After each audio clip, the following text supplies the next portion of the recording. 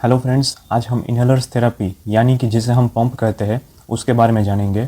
लोग क्या सोचते हैं और हकीकत क्या है। आज का वीडियो स्टार्ट करने से पहले मैं एक स्टोरी सुनाना चाहता हूँ जिसने मुझे ये वीडियो बनाने के लिए प्रेरित किया है। एक्चुअली एक पेशेंट डॉक्टर के पास आता है। साहब जी, कान में खुजली हो रही है। साहब ने चेक किया, फिर कहा थोड़ा सा सूजन है, दवाई लिख देता हूँ, ठीक हो जाएगा। तो पेशेंट कहता है साहब दवाई नहीं, कान में डालने वाला ड्रॉप्स दे दीजिए बस। तो साहब ने फिर ऐसा लिख दिया। अब दूसरा पेशेंट आता है। साहब बहुत दिन से खांसी है। साहब ने चेक किया, फिर बोला कि फेफड़ों में सांस नली के अंदर थोड़ा सूजन हो गया ऐसा लग रहा है, एक पंप लिख देता हूँ और बिल्कुल ठीक हो जाएगा। तो कहता है सिर्फ खांसी के लिए सांस का पंप देते हो, आप कैसे डॉक्टर हो। आप मानोगे नहीं, पेशेंट वहाँ से भाग गया और कितने सारे लोगों को भी बता के गया कि पेशेंट को सिर्फ खांसी हो तो भी वो सांस का पेशेंट है ऐसा उनको बता देते हैं। ये एकदम बकवास डॉक्टर है बस।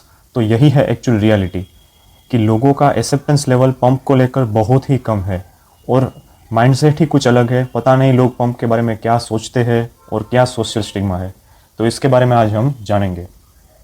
तो चलिए, सबसे पहले मैं आपको बताना चाहता हूँ कि जिसे हम लोग पंप समझते हैं, लेकिन इनहेलर्स थेरेपी, इसमें सिर्फ ये एक चीज़ नहीं है, काफ़ी अलग अलग चीज़ इन्वॉल्व है। मैं थोड़ा सा बेसिक यहाँ बताता हूँ, बाकी अगर डिटेल्स आपको चाहिए तो मुझे ज़रूर सजेस्ट करना, मैं उसके लिए अलग से वीडियो अपलोड करूँगा। जिसे हम पंप समझते हैं उसे MDI कहते हैं। उसमें दवाई एरोजोल के रूप में होती है। दूसरा तरीका है DPI, जिसमें दवाई पाउडर के रूप में होती है। और तीसरा एक तरीका है नेब्यूलाइजर, जिसमें दवाई लिक्विड रूप में डाली जाती है और उसकी बाफ बनती है और उसे लिया जाता है। ये सभी का अल्टीमेटली एक एम यही है कि दवाई को फेफड़ों के अंदर पहुंचाया जाए।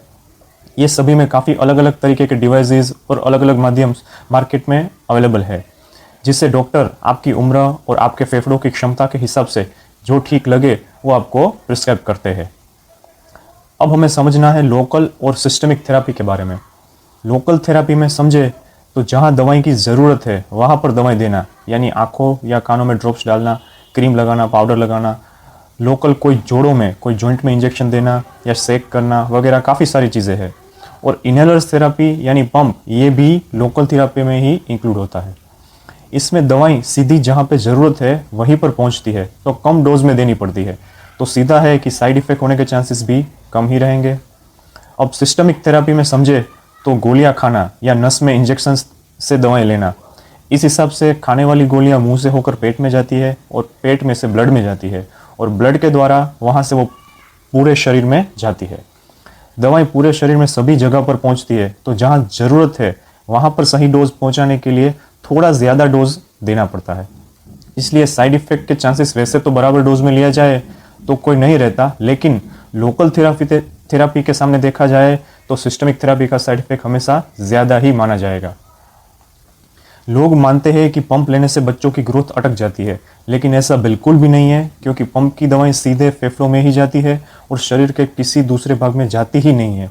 तो उसका ग्रोथ के साथ कोई लेना देना नहीं है। बच्चों की ग्रोथ उसके अच्छे तरीके से खाने पीने के ऊपर निर्भर होती है। मैं तो ये भी मानता हूँ उसमें पंप तो क्या, दूसरी कोई दवाई के साथ भी बच्चों की ग्रोथ अटकने का कोई संबंध नहीं माना जा सकता।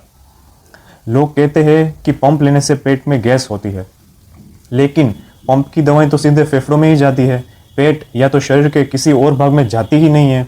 तो अगर पंप की दवाई पेट में जाने वाली ही नहीं है तो पेट के गैस या पेट के दूसरे कोई भी प्रॉब्लम में पंप का कोई रोल ही नहीं है।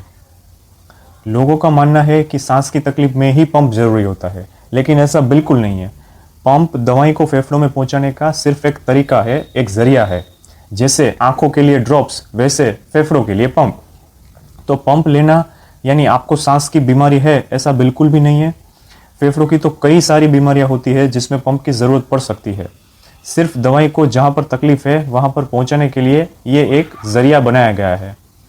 अब मैं सिर्फ एक ही सवाल पूछता हूँ आपसे, आप खुद समझ जाओगे, क्या हम बिल्कुल अंधे हो जाए तब ही आंखों में ड्रॉप्स डालना ज़रूरी होता है? लोग कहते हैं पंप लेने से मुंह सूख जाता है, लेकिन अगर सही तरीके से पंप लिया जाए तो पंप की दवाई मुंह में रहती ही नहीं है। अभी सभी डॉक्टर्स भी हर बार किसी भी तरह की पंप की थेरेपी लेने के बाद पानी से कुल्ला करने का हमेशा कहते हैं, ताकि भूल से भी पंप बराबर ना लिया हो तो भी मुंह में दवाई रहे नहीं, क्योंकि उस दवाई का मुंह में कोई काम ही नहीं है।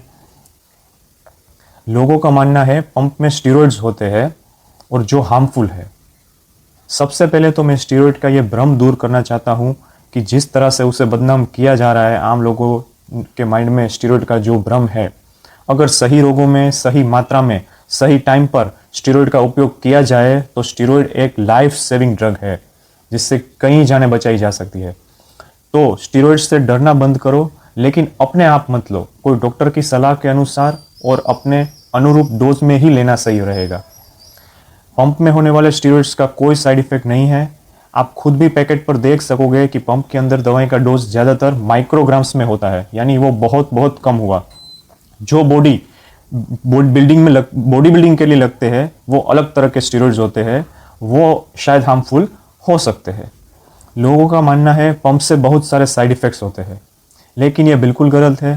पंप की दवाएं सीधे फेफड़ों में जाती है और काम करती है, बाकी के शरीर के किसी भी हिस्से में ये जाने वाली ही नहीं है। तो मेरा मानो तो सबसे कम साइड इफ़ेक्ट्स पंप से होंगे, खाने वाली गोलियों से तो कई गुना कम बोल सकते हैं। लोग सोचते हैं पंप में बहुत हाई पावर दवाई होती है। पंप की दवाई सीधे फेफड़ों में जाती है और काम करती है, जबकि खाने वाली गोलियां मुंह से होकर पेट में जाकर ब्लड में जाती है और वहां से पूरे शरीर में जाती है और काम करती है। तो गोलियों से सोचो तो जहां पर ज़रूरत है, यानी फेफड़ों तक सही डोज पहुंचाने के लिए उसे ज़्यादा मात्रा में देना पड़ता है ताकि फेफड़ों तक उसमें से पूरा डोज पहुंच पाए। जो डोज गोलियों से देंगे उसमें से काफ़ी सारी दवाई तो बाकी के शरीर के अन्य हिस्से में भी जाने वाली है। मैं यहाँ पे एक सबसे कॉमन दवाई का जिक्र करना चाहूँगा जिसे शायद सब जानते ही होंगे। अस्तालिन नाम ज़्यादातर लोगों ने सुना होगा, जिसमें साल्बुटामोल नाम की एक दवाई आती है। अब सभी लोग टेक्नोलॉजिकली एकदम एडवांस हो चुके हैं। मेरे प्लीज़ एक रिक्वेस्ट है, आप सिर्फ गूगल पर जाकर एक बार देख लो टेबलेट अस्तालिन और इनहेलर अस्तालिन दोनों में डोज क्या है। दोनों में साल्बुटामोल दवाई है, लेकिन टेबलेट में उसका डोज 4 मिलीग्राम है और इनहेलर यानी पंप में उसका डोज 100 माइक्रोग्राम है। तो आप खुद ही अब समझ गए होंगे। लेकिन अभी भी जो लोग पंप को हाई पावर समझते हैं उन्हें अब ज़्यादा कुछ कहना मुझे सही नहीं लगता। लोग मानते हैं सांस के लिए आखिरी इलाज पंप है, जब कुछ काम ना आए तभी पंप देते हैं, लेकिन ऐसा बिल्कुल नहीं है।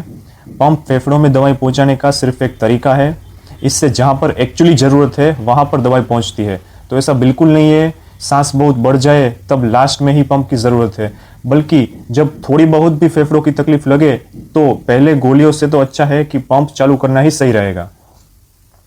लोग अक्सर कहते हैं और मानते भी है कि पंप लेने से आदत हो जाती है। मैं यहाँ पे थोड़ा डिस्कस करना चाहूँगा आदत वर्सेस ज़रूरत के बारे में। सोचिए, हम रोज़ खाना खाते हैं, क्या वो आदत है? बिल्कुल नहीं, वो एक ज़रूरत है हमारे शरीर की। हमारी आंखें कमज़ोर है तो क्या करेंगे? चश्मे पहनेंगे। हम ऐसा तो नहीं सोचेंगे कि चश्मे की आदत लग गई तो। ये भी एक ज़रूरत है, क्योंकि आंखें कमज़ोर है तो कुछ ना कुछ तो करना ही पड़ेगा। हमारा बीपी या शुगर हाई रहता है तो क्या करेंगे? गोलियां खाएंगे, वॉकिंग करेंगे, डाइटिंग करेंगे, लेकिन कंट्रोल करने का ट्राई ज़रूर करेंगे। तो बीपी या शुगर की गोली की आदत तो कभी नहीं लगती, ऐसा तो हम नहीं सोचते, क्योंकि हम उन्हें कंट्रोल रखना चाहते हैं और हमें पता है कि अगर कंट्रोल नहीं रहेगा तो कोई ना कोई कॉम्प्लिकेशन हमें हो सकता है। तो ये सबको हम आदत कहेंगे? पता नहीं, कोई इसे ज़रूरत कहेगा, कोई इसे आदत कहेगा। पर अगर कोई आदत कहेगा तो भी उससे एक अच्छी आदत कहना ज़रूरी है, और अच्छी आदत को सबको डालनी ही चाहिए। अच्छी आदत तो डालनी एक अच्छी बात है ना। तो बस आपके फेफड़े कमज़ोर है तो उसे कुछ दिनों के लिए दवाई देनी पड़ेगी, यानी आपको पंप लेना पड़ेगा। और अगर बहुत ज़्यादा खराब हो चुके हैं तो दवाई लंबे टाइम तक भी चालू रखनी पड़ सकती है, यानी पंप लाइफ लॉन्ग लेना पड़े, ऐसी भी स्थिति आ सकती है। क्योंकि फेफड़े भी शरीर का एक बहुत ही ज़रूरी अंग है, सिर्फ हार्ट, किडनी, लीवर इतना ही नहीं। तो उसे अगर आप आदत समझो तो आदत, लेकिन एक अच्छी आदत समझकर आदत डालना सीखो, टाइम पर इनहेलर्स लेना सीखो और अपने डॉक्टर की सभी बातों को मानना सीखो।